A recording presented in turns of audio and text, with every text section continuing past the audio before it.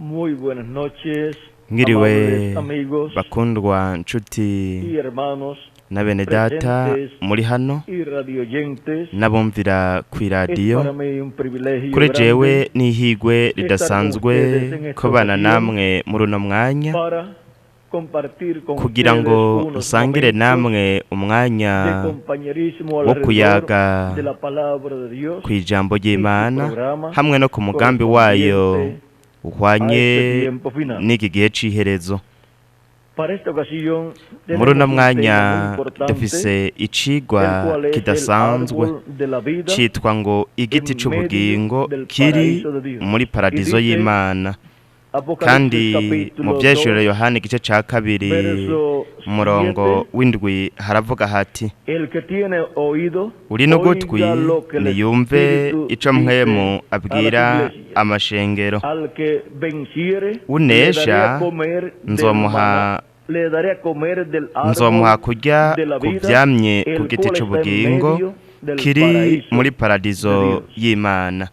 Que Dios bendiga nuestras almas con Ese su Imana palabra y yuhezagire nos ubugingo bwacu permita kubw'ijambo ryayo ikatwemerera kuritahura para así kugira ngo bityo comer siempre del twame árbol de la turya vida ku y giti vivir c'ubugingo eternamente. tubeho ibihe Pueden tomar bidashira. asiento si tienen la bondad. Murashobora gufata ivyicaro vyanyu.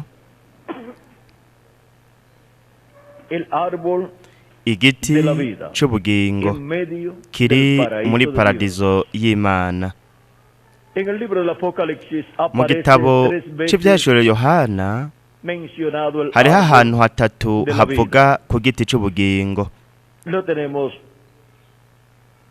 en Apocalipsis capítulo 2 verso Mu vyashuro 7 Yohana igice ca que kabiri hemos umurongo leído. w'indwi aho twasomye, Apocalipsis hamwe no mu también vyashuro 22, Yohana 22 verso 2 umurongo donde dice, wa kabiri ahavuga hati, en medio de la calle de la ciudad, hagati y'irango rya wa mugwa, en medio de la calle de la ciudad, hagati y'irango y rya a wa uno y a mugwa, otro lado del hakurya no hakuno río, y'urwo ruzi estaba el árbol de hariho la vida, igiti que c'ubugingo produce 12 frutos, cera dando 12 cada mes mu su mwaka, fruto, y las kikera hojas rimwe del rimwe árbol uko ukwezi eran para la gutashe. sanidad Ibibabi de las vyaco naciones. vyari ivyo kuvura Y amahanga. también Ndetse kandi Apocalipsis, no mu vyahishuriwe Yohana capítulo 22, igice verso ca 14 22 umurongo wa 14 naho haravuga hati, hahigwa abamesura imvune zabo kugira ngo babone kwegera ca giti c'ubugingo kandi bace mu birimba bashike kuri wa mugwa, no kuvuga ngo bace mw'irembo rya Yerusalemu musha.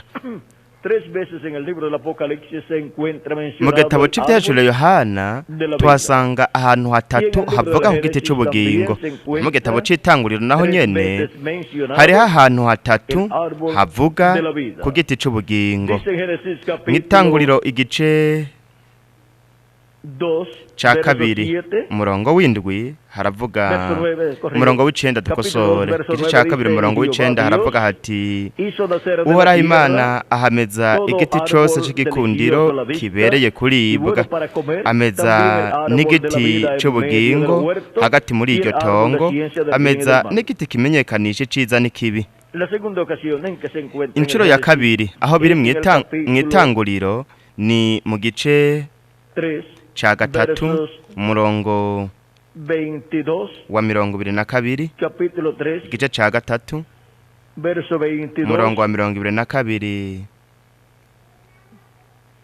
dice, havuga, y dijo Jehová Dios, uhoraho Imana he aquí aravuga el ati, hombre es como uno ehe uyo muntu ahindutse nk'imwe muri twebwe sabiendo el bien ku vyo y el mal. kumenya iciza n'ikibi. Ahora pues, None que rero no largue su mano, yohava atuma ukuboko y tome también del árbol de la akamura vida, y no ku coma, giti y c'ubugingo viva para akarya siempre. akazokwamaho ibihe bidashira. Y lo sacó Jehová de lo Nico huerto del catumye Edén, uhoraho para que Imana labrase la amukura muri iryo tierra tongo ryo muri de que fue Edeni tomado. ngo aje kurima Echó ivu pues yakuwemwo, fuera al hombre, nuko y yirukana puso al uwo oriente del muntu huerto kandi mu del- ruhande de Edén, ruhera iburasirazuba bw'iryo tongo ryo muri Edeni ahashira abakerubi bo n'inkota yaka umuriro itangatanze impande zose ngo itangire inzira ija kuri ca giti c'ubugingo. Incuro zitatu tuzisanga dusanga aha mu itanguriro havuga ku giti cy'ubugingo inshuro zitatu ndetse no mu gitabo cy'ibyeshuri Yohana mu gitabo cya mbere cy'itanguriro no mu gitabo cya nyuma cyo mu byeshuri Yohana. Iki giti cy'ubugingo twese turazi ko ari Kristo, haba mu itanguriro ndetse no mu byeshuri Yohana. Ntabwo ari igiti gisanzwe, igiti cy'ubugingo budashira, ariko n'umuntu yitwa umwami Yesu Kristo. Nico gituma Kristo yashobora kuvuga ajya amajambo yavuze ati ni jewe nzira n'ukuri n'ubugingo, nta n'umwe ashika kuri data adaciwe kuri jewe. Ndetse kandi yashobora kuvuga ibyo biri muri Yohana igice cya 14:6, ndetse kandi yashobora kuvuga no muri Yohana igice cya 11 igihe yari imbere y'imva ya Lazaro kugira ngo azure Lazaro. We yashobora kuvuga ajya amajambo yabwiye Marita.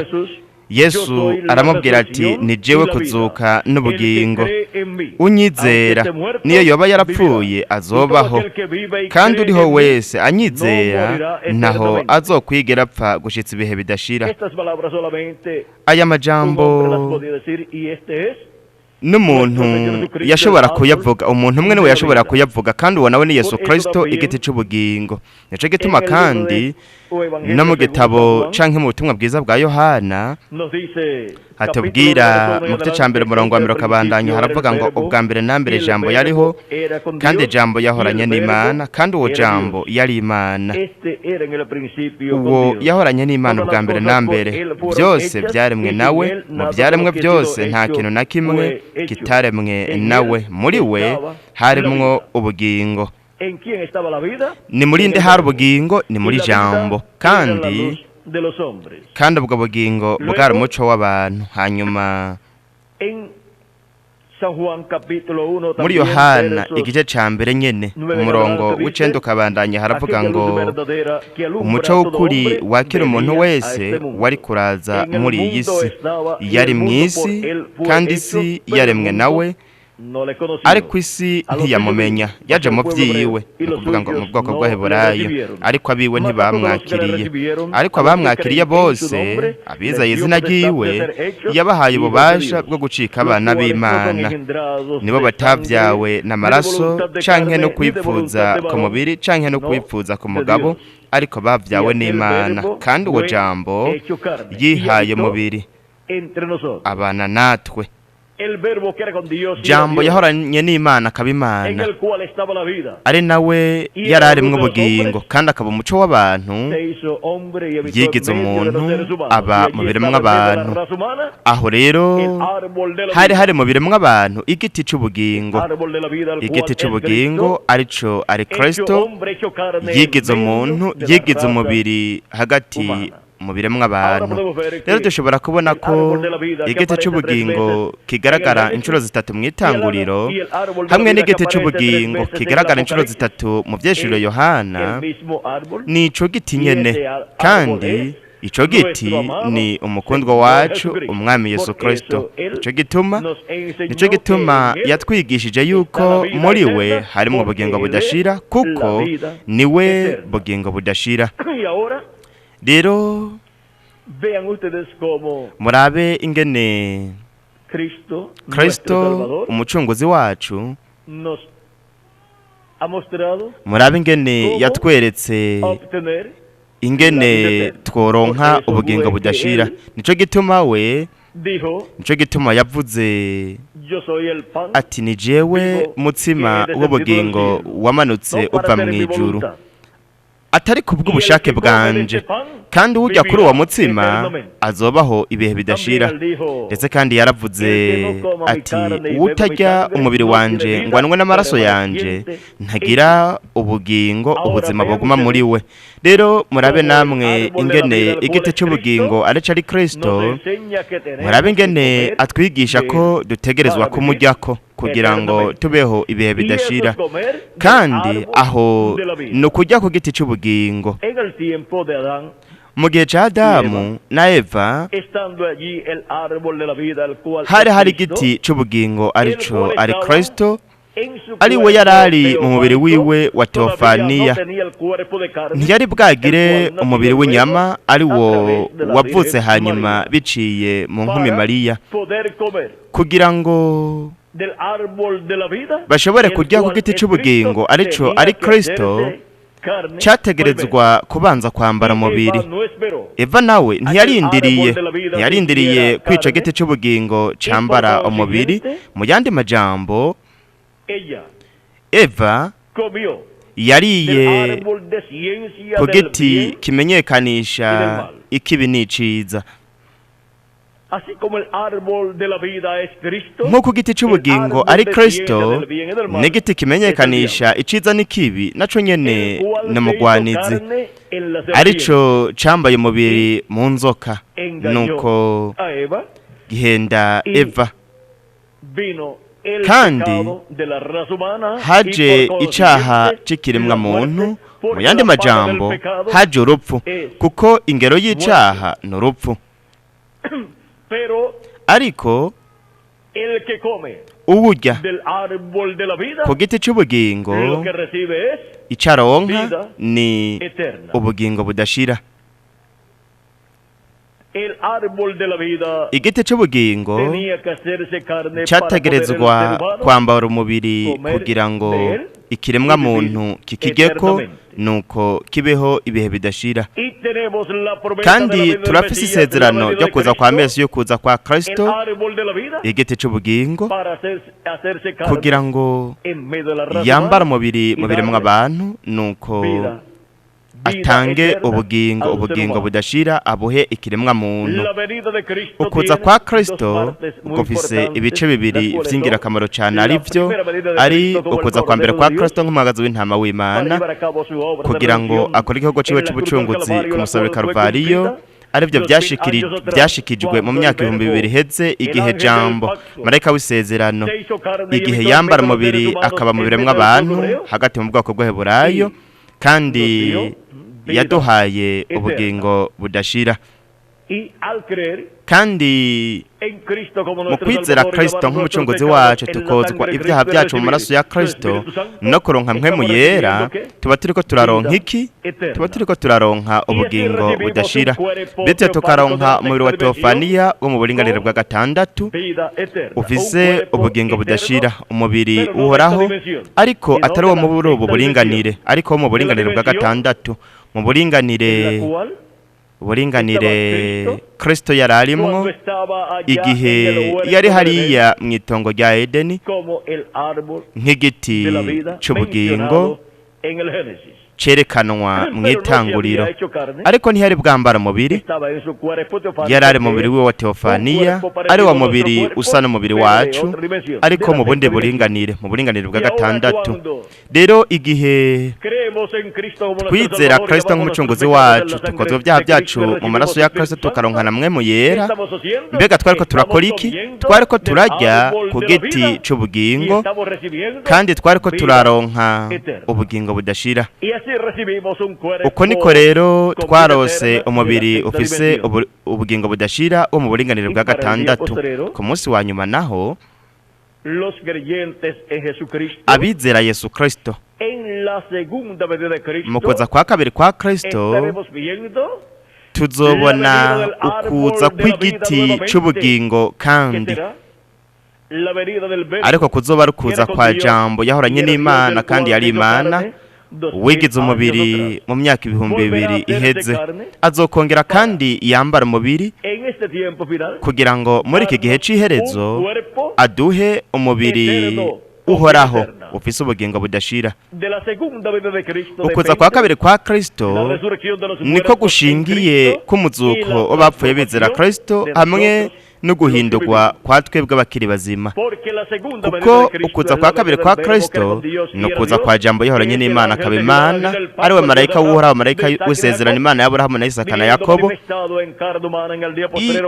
ije yigaragaje mu mubiri w'umuntu ku munsi wa nyuma nk'uko biri mu byeshuro Yohana igice cya 19 ahatubwira kwaje nk'ugendera ku farasi y'igitare yo mu byeshuro Yohana igice cya 19, kandi izina ryiwe ni Jambo w'Imana, umwe Jambo nyene, umwe yambara umubiri mu myaka 2000 iheze muri urya musore w'umubaji w'i Nazareti yitwa Yesu. Kuri uno munsi wa nyuma hazoza Jambo yahoranye n'Imana, kandi yari Imana, kandi ni Imana, kandi ni Imana ya Aburahamu na Isaka na Yakobo, yitwa kandi marayika w'Uhoraho canke marayika w'isezerano, azogaruka yigaragarize mu mubiri w'umuntu muri iki gihe c'iherezo.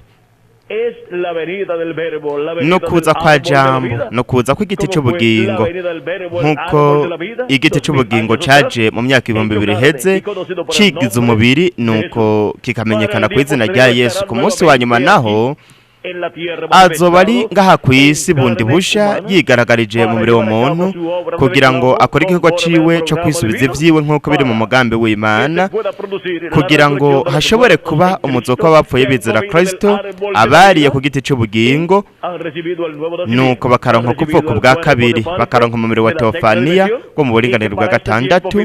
Muri iki gihe c'iherezo bakaba bafise isezerano ryo kuronka umubiri uboneka uhoraho uwo Kristo yasezeraniye abamwizera bose, kandi byose bishingiye ku kuza kwa kabiri kwa Kristo muri iki gihe c'iherezo, kugira ngo turonke umubiri uhoraho uhawe ubwiza twebwe abakiri bazima hamwe n'abamaze kuva mu mubiri, kuko twaramaze kuronka umubiri wa Teofaniya umuburenganire bwa gatandatu mu kwizera Kristo, igiti c'ubugingo mu kuza kwiwe kwa mbere, hamwe n'igikorwa ciwe c'ubucunguzi ku musaraba i Karuvariyo. Mu kumwizera no kozwa ibyaha byacu mu maraso ya Kristo tukaronka namwe mu yera, twariye ku giti c'ubugingo mu kuza kwiwe kwa mbere. Mu kuza kwiwe kwa kabiri naho nyene tuzojya ku giti c'ubugingo kugira ngo turonke umubiri uhoraho hawe ubwiza ubwo yasezeraniye twebwe twese. Turabonye ko ari banga ry'ubwami bw'Imana, ari naryo banga ryamye rihishuwe kuri twebwe twese, kugira ngo bityo twese dushobore kurya ku giti c'ubugingo arico ari Kristo, nuko dushobore kubaho ibihe bidashira. Kutarya ku giti c'ubugingo arico Kristo bisobanura yuko uwo muntu adashobora kubaho ibihe bidashira. Uwutarya umubiri wanje ngo anwe n'amaraso yanje ntagira ubugingo buguma muri we, no kuvuga ngo ntafise ubugingo budashira. Ico afise ni ubugingo, ubuzima bw'igihe gito, ari nabwo iyo arangije iminsi yiwe yo ngaha ku isi arangiza ubuzima bwiwe bwo ku isi. Umubiri wiwe w'inyama urapfa, nuko umubiri wiwe w'inyama ukabora, kuko wari umubiri w'igihe gito, wari umubiri upfa kandi ubora. Umuntu ntashobora kugira ububasha kugira ngo agumane ubuzima bwo ku isi muri uno mubiri wo ku isi. Kubw'ivyo rero birakenewe ko ikiremwa muntu kijya ku giti c'ubugingo kugira ngo gishobore kubaho ibi bidashira, gishobore no kuronka umubiri uhoraho wo mu buringanire bwa gatandatu, umubiri wa Teofaniya, mpwemu ya Teofaniya, ari wo mubiri usa n'umubiri wacu. Hanyuma ku munsi wa nyuma ikiremwa muntu gishobore kuronka umubiri uboneka uhoraho hawe ubwiza, kugira ngo kibeho mu mubiri uboneka umeze nk'umubiri w'umukundwa wacu umwami Yesu Kristo. Ivyo gusa ikiremwa muntu kibironka kiriye kunde kuri igiti c'ubugingo arico Kristo. Kristo yaravuze muri Yohana igice ca 14:6 ati ni jewe nzira n'ukuri n'ubugingo, kandi nta nomwe ashika kuri data adaciye kuri jewe. Niwe nzira imwe rudende, niwe nzira ija mu bugingo budashira. Ntimurondere iyindi nzira kuko ntayihari. Hariho inzira nyinshi umuntu ashobora kwibaza ko ari nziza, ariko iherezo ryazo zishikana mu rupfu. Ariko hariho inzira imwe, inzira imwe y'Imana, inzira ija ku bugingo budashira, ariyo Yesu Kristo, kandi iherezo ry'iyo nzira ni ubugingo budashira. Kandi umuntu wese aca mu nzira y'ubugingo muri Kristo, igiti cy'ubugingo, iherezo ry'iwe nyuma y'ubuzima bwo ngaha ku isi ni mu bugingo budashira. Yaramaze kuronka ubugingo budashira, twaramaze kuronka ubugingo budashira igihe twakira Kristo nk'umucunguzi wacu, tukozwa ibyaha byacu mu maraso ya Kristo, tukaronka na mpwemu yera. Bityo rero twarose ukuboko bwa kabiri. Ariko Kristo yabwiye Nikodemu amubwira ati, utavyagwa n'amazi na mpwemu ntashobora kwinjira mu bwami bw'Imana. Rero turabonye yuko dukeneye kurya ku giti cy'ubugingo, ari Kristo. Kandi ikiremwa muntu cyose gifise ihigwe ryo kurya ku giti cy'ubugingo. Uhereye igihe Kristo yapfa akazuka akaduga mu ijuru, hugurutse inzira ija ku giti cy'ubugingo, kugira ngo twese dushobore kuza ku giti cy'ubugingo, tujye kuri cyo, tujye kuri Kristo, twizere Kristo nk'umucunguzi wacu, twozwe ibyaha byacu mu maraso ya Kristo, turonke na mpwemu yera. Uko niko rero tujya kuri Kristo, kandi uko niko turonka ubugingo budashira. Nta bugingo budashira buri hanze y'Umwami Yesu Kristo, kuko niwe giti cy'ubugingo budashira. Mwabonye ingene byose byoroshe, mwabonye ingene byoroshe kujya ku giti cy'ubugingo, kandi mwabonye uwo ari we igiti cy'ubugingo ni umukundwa wacu Umwami Yesu Kristo, marayika w'isezerano, marayika w'uhoraho, Imana ya Aburahamu na Isaka na Yakobo, yigize umubiri mu bwoko bw'Eheburayo, ikamenyekana ku izina rya Yesu. Kandi muri iki gihe cy'iherezo naho dufise isezerano ry'ukuza kwiwe kwa kabiri, no kuza kw'igiti cy'ubugingo, kugira ngo turonke umubiri uhoraho uhawe ubwiza, umeze nk'umubiri w'umukundwa wacu Umwami Yesu Kristo. Byose biroroshe umugambi w'Imana, kandi rimwe na rimwe biraca hejuru y'ivyiyumviro ndetse n'imitwe y'abantu, kubera ko umugambi w'Imana buciye bugufi, umugambi w'ubugingo budashira, kugira ngo twese tujye ku giti cy'ubugingo tubeho ibihe bidashira. Ariko hariho ikintu tudashobora kwibagira, kandi nuko ikintu gihambaye cyane ku kiremwa muntu ari ubugingo budashira. Nta kindi kintu gihambaye nk'ubugingo budashira ku kiremwa muntu. Kristo yaravuze ati, murondere ubwa mbere na mbere ubwami bw'Imana hamwe no kugororoka kwayo, ibindi bintu muzovyongegwa. Ndetse kandi Kristo yaravuze ati, mbega umuntu vyomumarira iki kunguka, ni ukuvuga ngo kunguka ibyo mw'isi byose agatakaza ubugingo bwiwe? Mbega umuntu vyoba vyaramumariye iki guhinduka umuntu w'umukire adasanzwe, afise ubutunzi bwinshi, umuntu w'umutunzi, turiko turavuga mu buryo bwo ku isi, agatakaza ubugingo bwiwe? Nta na kimwe vyoba vyaramumariye kubaho ngaha ku isi, nta na kimwe vyoba vyaramumariye kuza ngaha ku mumbe w'isi, kuko ihangiro, impamvu ituma ikiremwa muntu kiza ngaha ku isi no kugira ngo umuntu ahuzwe n'ubugingo budashira, ahuzwe n'igiti cy'ubugingo gihoraho, ajyeho igiti cy'ubugingo gihoraho, kugira ngo abeho ibihe bidashira. Ariko rimwe na rimwe twitwararika ibintu byo ku isi, nuko tugatakaza imbonakazoza, tugatakaza iyerekwa ry'ubugingo budashira, nuko tugatakaza impamvu yatumye twebwe tuza kuri uno mubumbe w'isi. Ikiremwa muntu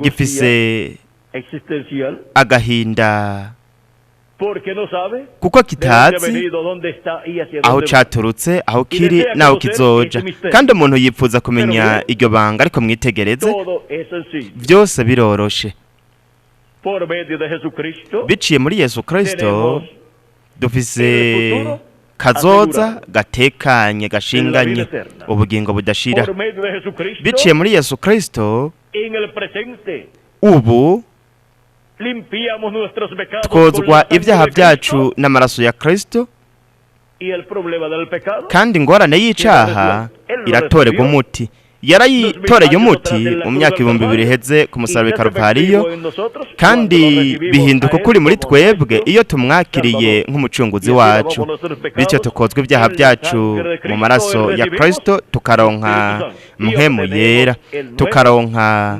ukuvuka bwa kabiri tukavukira mu bwami bw'Imana nuko tukaronka bityo umubiri wa Teofaniya wo mu burenganire bwa gatandatu ufise ubugingo budashira kugira ngo ku munsi wa nyuma tuzoronka umubiri uboneka uhoraho ufise ubugingo budashira kugira ngo tubane na Kristo ibihe bidashira dutegerezwa gutahura yuko turi ngaha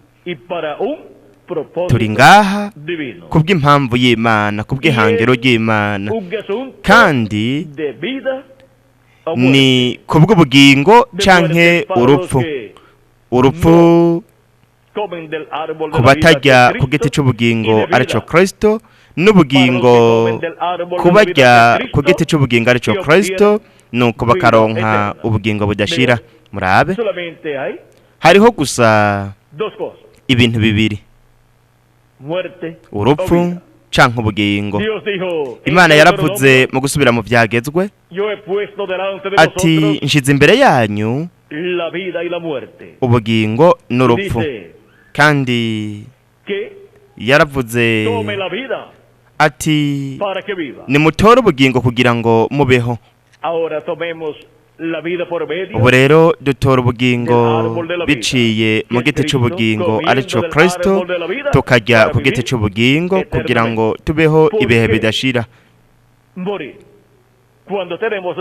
kubera iki dupfa kandi dufise ihigwa ryo kubaho ibihe bidashira birababaje cyane ku bantu kuba badakoresha iminsi yabo ngaha ku isi ngo bayikoreshe neza kugira ngo bajye ku giti cy'ubugingo kugira ngo babeho ibihe bidashira mu yandi majambo aba bantu batakaza uburenganzira ku bugingo budashira kuko batariye ku giti cy'ubugingo budashira kandi n'abantu bari bazi yuko bariko barabaho nk'ibindi biremwa abantu ngaha ku isi ariko hanyuma bazoreka kubaho kuko batariye ku igiti cy'ubugingo budashira rero turabonye yuko igiti cy'ubugingo budashira ari umukundwa wacu umwami Yesu Kristo nico gituma biciye mu byanditswe byose impanuro iva ku Mana nuko twojya ku giti cy'ubugingo budashira arico ari umukundwa wacu umwami Yesu Kristo ubunesha nzomuha kujya ku giti cy'ubugingo kiri muri paradizo y'Imana cyari kiri muri paradizo y'Imana hariya mu itongo rya Edeni ariyo yari paradizo y'Imana ubu naho paradizo y'Imana ni ishengero ry'umwami Yesu Kristo kandi mu ishengero ryiwe we niho yamye uva mu ntambuko uja mu yindi aduha ubugingo budashira twebwe twese twamye turya kuri we tujya ku giti cy'ubugingo uko niko byamye uva mu ntambuko uja mu yindi uva mu gihe uja mu kindi kugira ngo bityo tubane na Kristo ibihe bidashira mwabonye ingene vyoroshe kuronka ubugingo budashira nibiciye mu kurya ku giti cy'ubugingo arico ari Kristo tukizera Yesu Kristo nk'umucunguzi wacu tukozwa ibyaha byacu mu maraso ya Kristo tukaronka na mpemu yera bityo tukaronka ukuvuka bwa kabiri tukavuka bwa kabiri tukavukira mu bwami bw'Imana nk'umuhungu canke umukobwa w'Imana. Bityo agahinda n'amaganya by'ikiremwa muntu bikava kuri uwo muntu, bigakamangana bikava kuri uwo muntu ajya ku giti cy'ubugingo, ajya kuri Kristo umucunguzi wacu. Nta kindi kintu gihari cy'agaciro ku kiremwa muntu kiretse ubugingo budashira, kandi ubwo bugingo budashira ni umukundwa wacu umwami Yesu Kristo umucunguzi wacu. Kuri jewe ryari ihirwe ridasanzwe kubana namwe muri uno mwanya, ndabashingira intahe y'igiti cy'ubugingo, igiti cy'ubugingo budashira, n'ingene tworya ku giti cy'ubugingo budashira, arico kiri muri paradizo y'Imana hagati mu ishengero ry'umwami Yesu Kristo, agaha ihigwe ikiremwa muntu cyose kugira ngo ikiremwa muntu kimwakire nk'umucunguzi wacu, cozwe ibyaha byacu mu maraso ya Kristo umucunguzi wacu, nuko ikiremwa muntu kironke mpwemu yera, bityo kironke ubugingo budashira. Uwumva ijambo ryanje akizera uwantumye afise ubugingo budashira, kandi ntazoshirwa mu rukinja, ariko aba yavuye mu rupfu agiye mu bugingo. Yohana igice cya 5 umurongo wa 24. Ndetse kandi no muri Yohana igice cya 6 umurongo wa 40 haravuga ngo, kuko iki arico data agomba yuko ubona umwana wese akamwizera agira ubugingo budashira, nanje nkazomuzura ku munsi w'iherezo. Kubera iki? Kuko yariye ku giti cy'ubugingo, yaramaze kuronka ubugingo budashira, kandi azozuka ku munsi wa nyuma, azukira mu mubiri uhoraho umeze nk'umubiri wa Yesu Kristo umucunguzi wacu. Murabe umugisha udasanzwe uhari uri mu kurya igiti cy'ubugingo, arico ari Kristo umucunguzi wacu. Ese imigisha ya Yesu Kristo igiti cy'ubugingo yoba kuri mwebwe mwese no kuri jewe nanje, kandi se vuba twese abapfuye bizera Kristo bozuka bari mu mibiri ihoraho, kuko bariye ku giti cy'ubugingo budashira mu gihe bemerewe kubamwo. Natwe abakiri bazima twariye ku giti cy'ubugingo budashira muri iki gihe cy'iherezo, kandi natwe tuzohindurwa turonke bityo umubiri musha uhoraho umeze nk'uwa Yesu Kristo, kandi twese tujanwe mu rugo rwa Data wo mu ijuru mu mazimano y'ubukwe bw'umwagazi w'intama, muri uwo munsi mukuru udasanzwe uw'Imana yateguriye abo bose bariye ku giti cy'ubugingo. Mu izina rihoraho ry'umwami Yesu Kristo, amen kandi amen. Ese Imana yobananye kubahezagira mwese, Imana ibarinde kandi mubandanye buri gihe murya ku giti cy'ubugingo budashira, mwumva ijwi ryiwe kandi mwitondera ibyagezwe byiwe, mukabaho nk'uko ashaka, buri gihe mushikamye muri Kristo, mubiri wiwe w'ibanga w'abizera, mushikame kugira ngo vuba twese duhindurwe nk'uko Imana yabisezeranye, kandi kugira ngo tube tugavye ndetse tube tuzi ibintu byose Kristo azokora muri iki gihe cy'iherezo, kugira ngo akore ibyo yasezeranye muri iki gihe cyacu, Kristo yaravuze ati jewe Yesu ntumye umumarayika wanje gushingira intahe mwebwe ivyo kubw'amashengero. Ivyahishuriwe Yohana 22:16. Dushikame rero muri iki gihe cacu twumva ijwi rya Kristo biciye muri marayika wiwe, nkuko bashikamye muri buri gihe abatenejwe ba buri gihe bomva ijwi rya Kristo biciye muri marayika ntumwa ubwo yabarungikiye. Bityo bo mu bihe byabo bariye ku giti cy'ubugingo nk'uko natwe tujya ku giti cy'ubugingo muri iki gihe cy'iherezo. Ese Imana yobahezegira, kandi murakoze cyane kuba mwateze amatwi mubikunze, bakunzi bagenzi inshuti zanje muri hano n'abumvira ku iradiyo.